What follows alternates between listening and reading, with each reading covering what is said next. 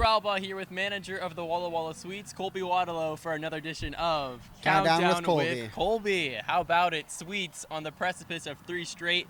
You made the front of the Union Bulletin. Sweets beat Pickles for second straight win. Chance to make it 3 straight and beat the Pickles, sweep the Pickles for the first time in Sweets history. There we go. All right. Sounds like we got a job to do. Yeah, and how do you get that job done? I think continue to do what we're doing. The bullpen has been incredible. Our pitching as a whole has been incredible. Big turnaround, we got some timely hitting. We've put the pressure on them and kind of, we talked about the importance of capturing the momentum in the middle innings yesterday.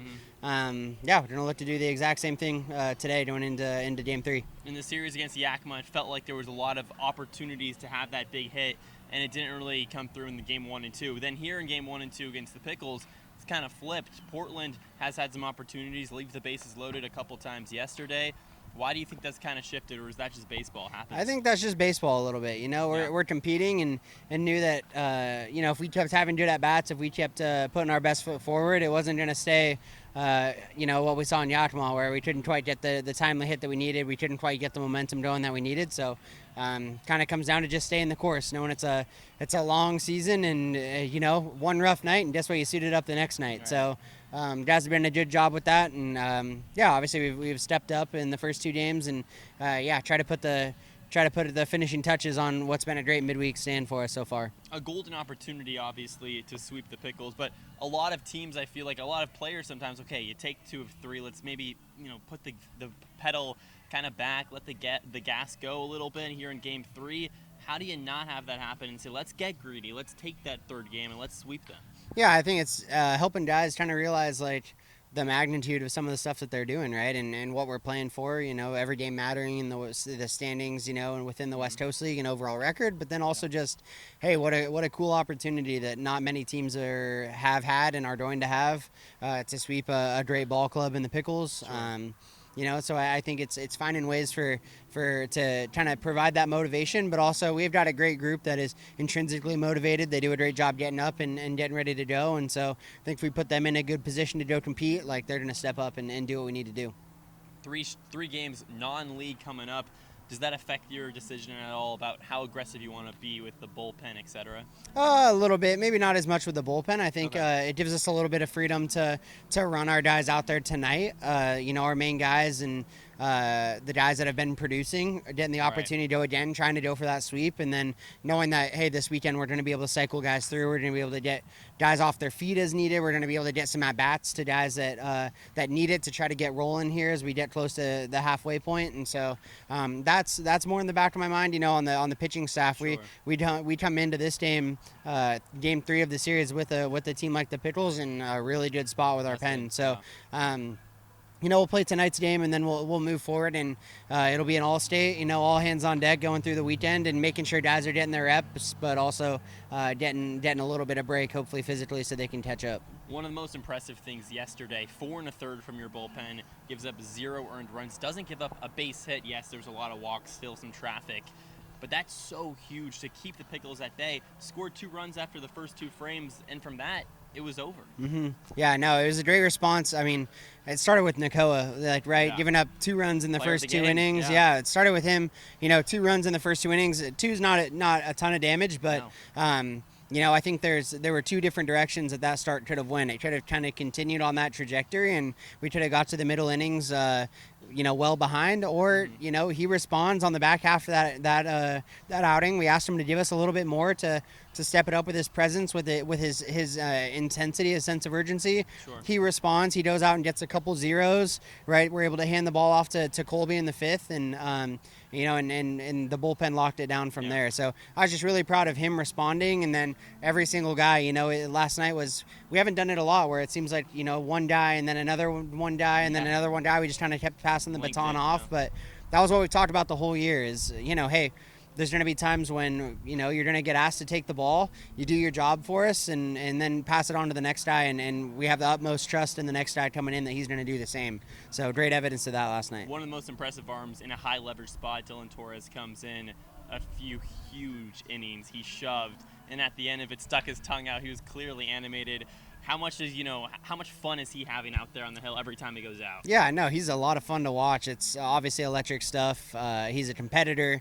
He's got some quiet confidence, a little swagger, right? Shows it at times. But no, he's been great for us. And he's just one of the kind of those horses that we have that we can put out there, and we need to go lock a ball game down. Like, let's do it. Him, Trevor Stowe, Solomon, Figueroa, like the list goes on and on and on of guys that we and I didn't mention some other guys, but the list keeps going of guys that we have trust in that are going to go out there and get right after it. Dixon, same thing. So he's been a lot of fun to watch. Definitely, I'm glad he's on our side. Yeah. Would you ever consider playing a guy back to back out of the bullpen, or obviously you're in a good spot right now, but maybe down the line in the season? Oh yeah, for sure. As a situation will dictate it. We've got certain guys that are there are guys that are available. I think it's been our coaching staff's hope to be able to manage the bullpen where we can limit the number of times that has to happen. That guys have to go on short rest. I think guys are open to it. Guys know that that's a possibility, but like I was saying, we come into game 3 against the Pickles after winning the first 2 with still 7-8 names on the card for that haven't thrown yet in this series, and some of them guys that have thrown some pretty good innings for us. So like I said, we're in a great spot to go out and win this one, and I think those guys getting a break and being able to hand the ball to those other guys that haven't thrown yet is huge. Levi Anderson out there on the hill today. 2 strikeouts in the last 2 games, 9 strikeouts in the 2 before that. Maybe the stuff isn't playing, maybe the control isn't there, but how do you get him back on track? Yeah, last outing was a little bit of a rough one for Levi, not the outing he wanted from a command standpoint, and so I'm expecting him to respond and go into attack mode a little bit more. He struggled to make adjustments as quickly as we needed him to, and so hopefully tonight, second start now here at Borlesti on the season, hopefully he's able to make those adjustments a little bit quicker and do what he needs to do to compete and give us a great start, set the tone early, just like the guys have the last couple nights. And then offensively, a guy like Dom Kitty's back in the lineup once again. You mentioned 3 games against non-WCL opponents kind of play a factor in that. Just to keep the legs fresh. This is a big game. I'm sure he wants to play. What comes with the decision-making of running a guy out there again? Yeah, I think he's doing a good job. I think we're using like the DH position well. It's kind of a semi-rest. Like certain guys, also a guy like Dom can play a game at first base, a little bit lower, energy output on the body, not as physically taxing. So we're finding ways to get guys into positions that kind of make sure that they're balanced and how much workload's been put on their body. Obviously, like he's a guy that'll probably look to get a little bit of rest this weekend, but at the same time, we also want to keep him in rhythm and make sure he's still getting his at bats. And so make sure he's still getting the at bats that he needs to stay in rhythm. So when we go to Ben next week, he's locked in just like he is right now. A higher energy output position, I'm sure catcher yourself. 3 different players play the catcher position in 3 nights against the Pickles.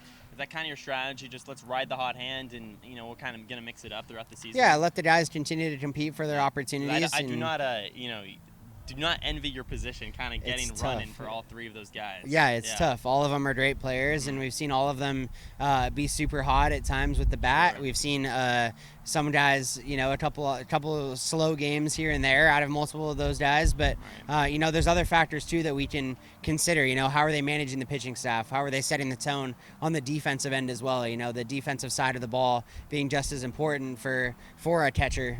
So there's some of that as well. It's like, hey, how can we make sure guys are set up and able to help our pitching staff out have the success that they have been and that they need to for us to go.